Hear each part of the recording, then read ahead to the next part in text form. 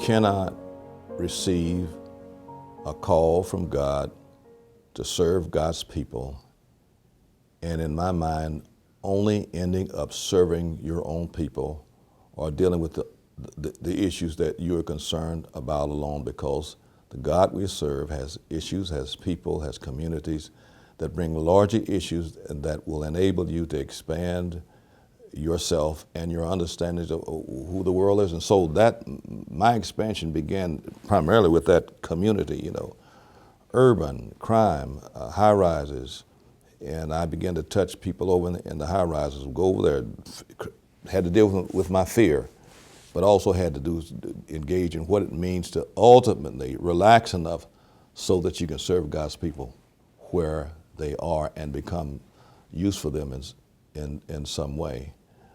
But interesting enough, even though I was at St. Luke, and even though I had been expanding my understanding of who people were in a community unlike the one that I grew up in Fort Smith, the Itineracy or the bishops pushed me again. And how do they push me? Well, once I finally got set, then it was time for another appointment. And I assumed that my next appointment would simply be another black church. But Bishop DeWitt, who just died not long ago, decided differently. So the cabinet says, no, you're going to Rockford. You're going to be pastoring there. There's a Swedish German congregation. And I said, oh, no. I can't do that. The God has sent me to pastor African American churches all my life. But I tried in every way, I'll tell very short, I tried in every way I could to escape that noose. But I had to come back and deal with it because I could not find a job that would pay me as much as I could make pastoring. So reluctantly, I hitched it up and went to Rockford, Illinois, was hoping that it would all fall apart. But again, see, here's where foundations are important. But my parents always taught me, mom and grandmother always taught me in church, wherever you go, do a good job. So when I met PPR, I was hoping it would fall apart, but it didn't, It went well. They said, we want you to come. And I was there a little over 3 years and really didn't get to finish my course because, again, the cabinet came back and they wanted me to go and do something else. But boy, did I learn as I moved from the black congregation to the white congregation. What I mean by that is this. You really don't have to take difference into real account until you're placed in a position where you have to come close and you have to serve and you have to deal with and you have to live in community with people unlike yourself. And then you learn real quick where you are and whether or not you can respond to the call of Jesus Christ. And so that went well. I learned a lot, and it was tears when it was time to leave. But the key story I always tell, and I'll tell it very quickly, the one that helped me to make that transition about really opening myself to pastoring in a white church was my son, who was about 7.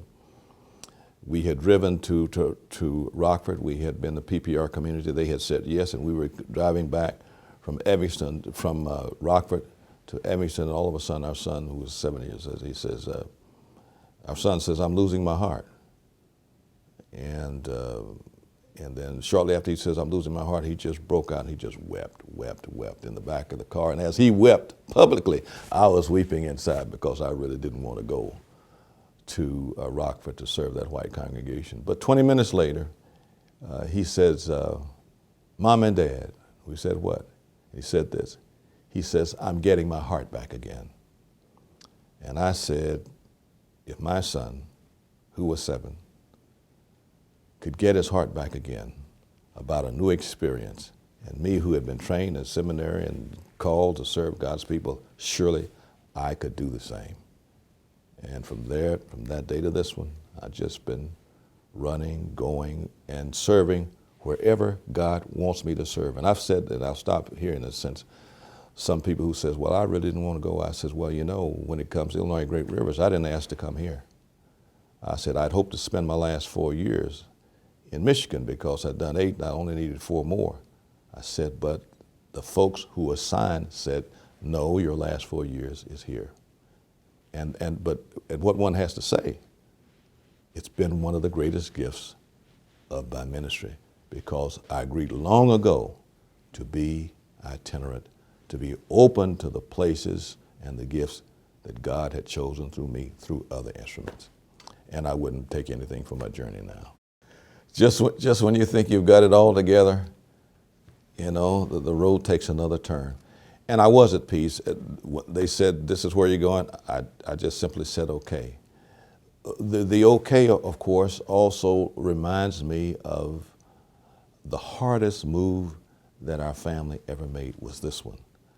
Not to the people, just the process that you're going through. And so when we moved and got moved out that day, Bev had, well, our family had been basically together, except my son, for years and years and years. So we had to get apartments for the girls, got that done. We had to get ourselves packed. Bev was not feeling well. And so they had to do a final go over to the girls' house, and there was no furniture in that Episcopal residence anymore. And I just laid in the floor, no furniture, absolutely exhausted. And I said, Lord, I'm in your hands. I'm in your hands. And I'm going to go. And I'm going to open myself up. And the gift of Illinois Great Rivers, I have said to many people, God could not have sent me to a better place to retire. And I don't mean by that I've been lame duck, because you all been working me like crazy, like a Hebrew slave. So I mean, but it's been a gift. And so again, back to the notion of itineracy. And in fact, the last time we met with the Jurisdictional Episcopacy Committee, because I know some of them were worried about how would I deal with being sent here, because of the three people who were ordained with me, I had more seniority than they did, but they stayed in their areas, but they moved me. Anyway, what I said to them, bottom line was, I said, I want you to know you made a good assignment, and I'm happy, and we're happy where we are. Thank you.